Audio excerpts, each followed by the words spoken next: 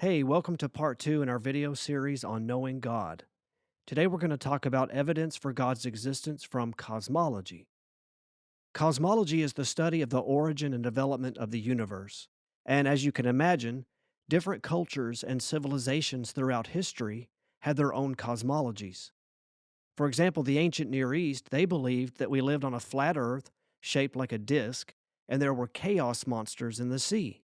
They believed that there was a solid dome that held all of the stars and the celestial bodies in fixed positions. Of course, all of this was controlled by different deities. There was a God for everything. As humans learned more and more about their world and the cosmos, they changed their cosmology. Unfortunately, the church was sometimes resistant to these changes, and progress was slower than it should have been. And atheists are quick to point out the church's anti scientific progress past, which was only on certain issues, and then they ignore the church's contribution and advancement of science. They accuse Christians today of being anti science. They see the church and religion in general as a hindrance to scientific progress. And since science is their religion, or what they believe explains everything, belief in God or gods they believe is slowing down the societal changes they so desperately want. Now, it is true that there were anti science moments in the history of the church. There have been dark moments in the history of the church, but there were also very bright moments. And if we're going to be intellectually honest, we have to look at the whole picture and not just focus on the negative. Christians throughout history have made some of the greatest contributions to the field of science, medicine, philosophy, art, music, and just about anything you can think of. It's their belief in a creator that led them to develop science as we have come to know it in Western civilization. Because they believed in the divine, they believed in beauty, and so they made beautiful works of art and music. Because they believed there was order, patterns, and consistent laws that seemed to govern the cosmos, they developed ways of understanding our reality using mathematics, science, and philosophy. And one of these philosophical ways of approaching the topic is known as the cosmological argument, which is what we're going to talk about in this video. Now, the fact that we have a cosmos and can even discuss it and study it is what led to the development of the cosmological argument. The cosmological argument is one of the philosophical arguments for God's existence that developed in Western thought. This argument is usually approached in different ways by using different proofs, but when you distill it down to its purest form, this is essentially what it's saying. Whatever begins to exist has a cause. The universe began to exist, therefore the universe has a cause. When we talk about cause in this context, we are talking about what caused the cosmos to come into being. The creationist would say God. The atheist would say the Big Bang. The creationist would say that God caused the Big Bang, and then the atheist would answer with, yeah, but what caused God? And then we would have this endless cycle of cause and effect. It would be the endless, well, who came before that, and who came before that, and so on and so on. This is what philosophers call an infinite regress, and the cosmological argument deals with this by saying that you can't have an infinite regress. You have to have something uncaused to bring about the first cause. Because if everything is caused by something else, then there was nothing to begin the cycle and nothing would exist. Now you need to know the name Thomas Aquinas, because he's the one who really developed this for the Christians. He was a 13th century Dominican philosopher and a priest from Italy. Now he was not the one that came up with this originally, but he did develop it.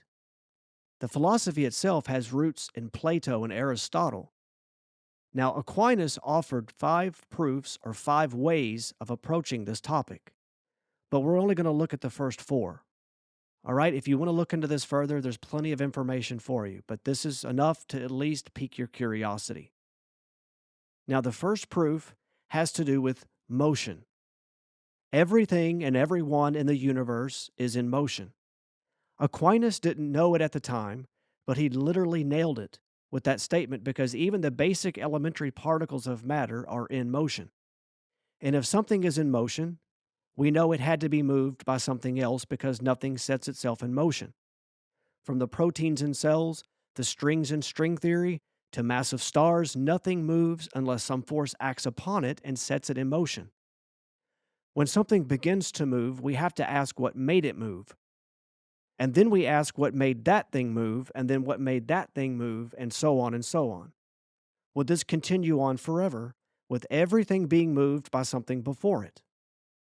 Would we eventually run out of things that could be responsible for moving something else? Think of a train.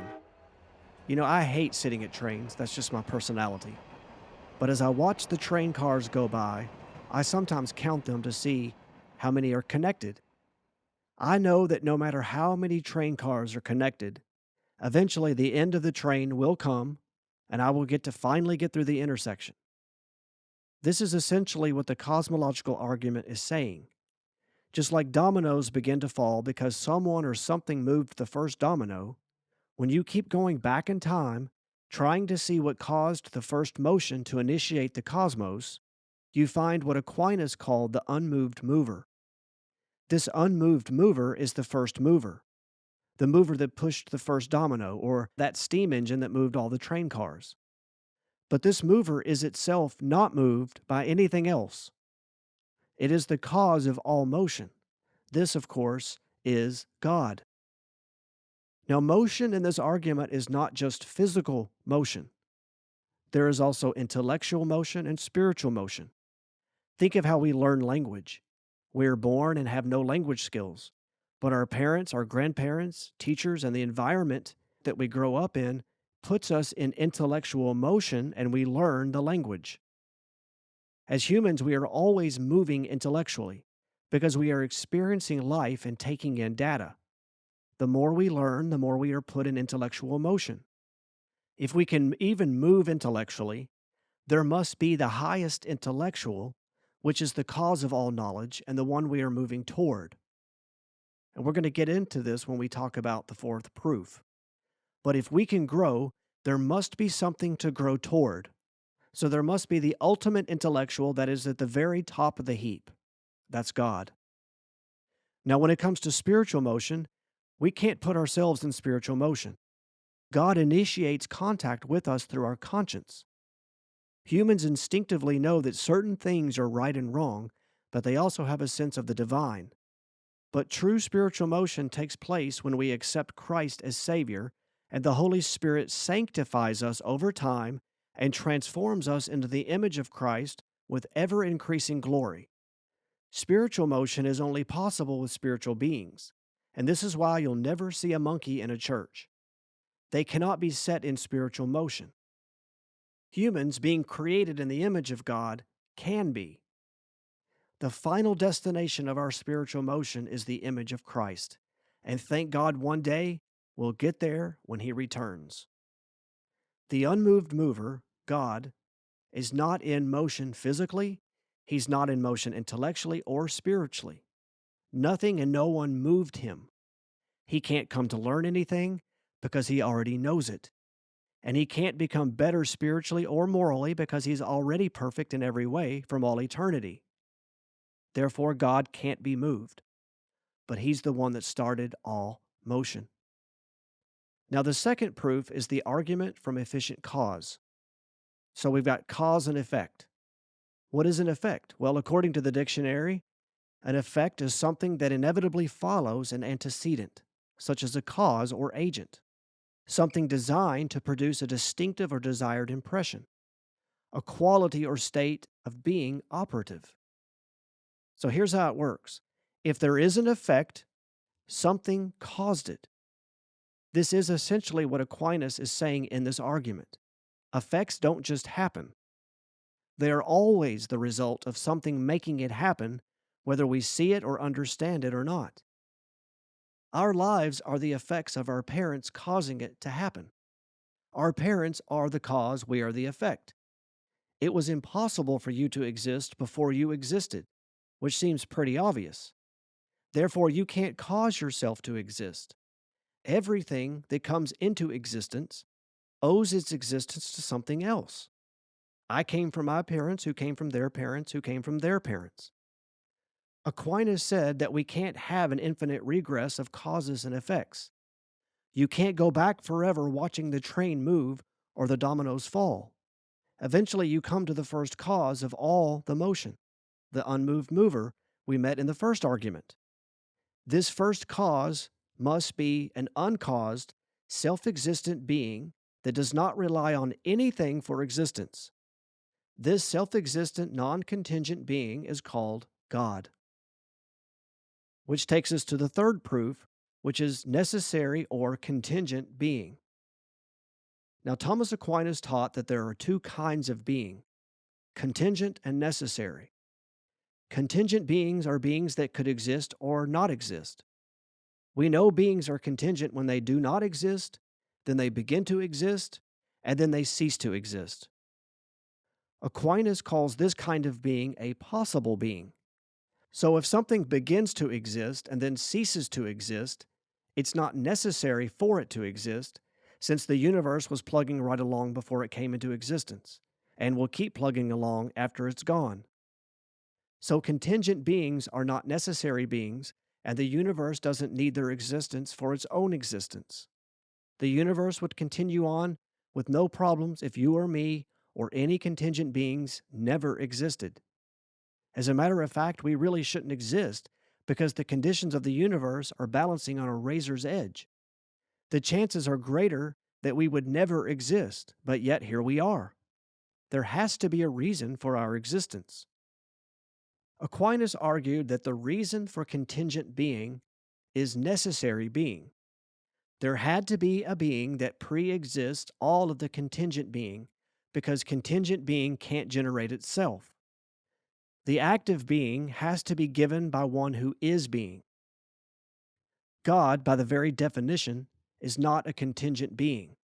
He is what Aquinas called a necessary being because God must exist. God cannot fail to exist. We're going to get into this a little bit more in another video when we talk about the aseity of God. But for now, God doesn't just have life, He is life. He is the source of all being and extends being out of His own free will and love. So, God is the first mover and the first being. Out of His being, all other beings are set in motion and given the act of being. You can't have an infinite regress as one God gives life to another God that got life from another God who got his life from another God, and so on. Aquinas taught that eventually you have to come to the first God that just is. God's essence is existence. Now, the fourth proof, levels of perfection. We see perfection in the cosmos. If we didn't, the universe would unravel and just fall apart. So there must be a perfect being that did not receive its perfection, but is perfect in his being. The fact that we can say one thing is better than another means there are degrees of good. There are degrees of everything. Not everything is the same. Let's use musical composers as an example. I could say Chopin is better than Bach, Beethoven is better than Chopin, but Mozart is the best. Of course, this is all opinion, but you get the idea. If composers can be better than each other, then there must be the highest standard of musical composition out there that someone has attained. God would be this perfect composer that sets the bar for all other composers. For there to be degrees of anything, there must be the perfect standard to compare all others to. We could apply the same principle to just about anything. We could say so-and-so is smarter than so-and-so, and this person is smarter than that person, but to be able to use such language, that shows degrees of intelligence. There must be a standard to judge by. Someone must have all intelligence and must be the smartest. That is God. Think of it this way. What is worth loving more, your child or a book? You didn't need anyone to teach you the answer to this question. You didn't even need to read the Bible to answer this question, because it was programmed into you by your Creator. We all instinctively know that our child, or even a friend, are worth loving more than a lifeless object, even if that object is worth millions. The point is, if we can love things by degrees, then it must be true that there is something or someone worth all of our love. If you can love your mom more than your cat and your car more than your stapler, then there must be something at the top that you should love with everything in you, and that is God. Another way to think about this is degree of being. The more potentiality you have, the greater the degree of being. For example, humans have the capacity for intellectual and spiritual motion, so our degree of being is far greater than a rock, though it could be said that the rock has being because it is. The rock just can't actualize any potentialities, so even though it has a purpose, its mode of being is less than a human or even a cat. The greatest conceivable being, the greatest being of all beings, must exist, or there could be no degrees of being. The greatest being is God, and He is not just a being, but the great I Am, the eternal self existent being. That's pretty much going to do it for today. In our next video, we're going to get into the Kalam cosmological argument and continue to look at some of the evidence, both scientific and philosophical, for the existence of God.